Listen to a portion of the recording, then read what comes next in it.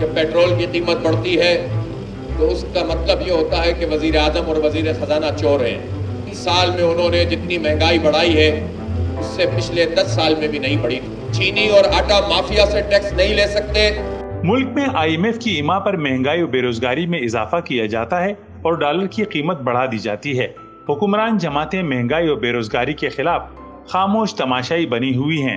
ان خیالات کا اظہار امیر جماعت اسلامی کراچی حافظ نعیم الرحمان نے ہوشربہ مہنگائی اور بے روزگاری کے خلاف امیر جماعت اسلامی پاکستان سراج الحق کی اپیل پر ملک گیر احتجاجی تحریک کے سلسلے میں بیت المکرم مسجد کراچی پر احتجاجی مظاہرے سے خطاب کرتے ہوئے کیا، جبکہ کراچی کے دیگر مقامات پر بھی احتجاجی مظاہرے ہوئے.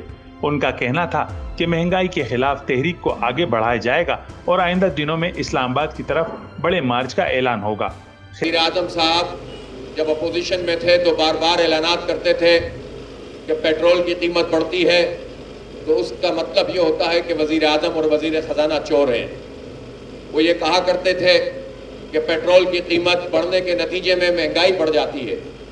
وہ یہ کہا کرتے تھے کہ 5 روپے بھی ڈالر مہنگا ہوتا ہے تو ہمارا قرضہ سینکڑوں ارب روپے بڑھ جاتا ہے.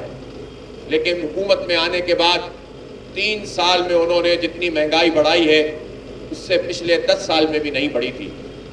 اور جتنا ڈالر کا ریٹ بڑھایا ہے آپ جان سکتے ہیں کہ اس کے نتیجے میں کیا مسائل ہیں جس کا ہم سامنا کر رہے ہیں. پیٹرول کی قیمت میں جو اضافہ ہے یہ ٹیکسوں کے لیے ہے، اس لیے کہ یہ جاگیرداروں سے ٹیکس نہیں لے سکتے، اس لیے کہ یہ وڈیروں سے ٹیکس نہیں لے سکتے، اس لیے کہ اپنے ارد گرد بیٹھے ہوئے چینی اور آٹا مافیا سے ٹیکس نہیں لے سکتے.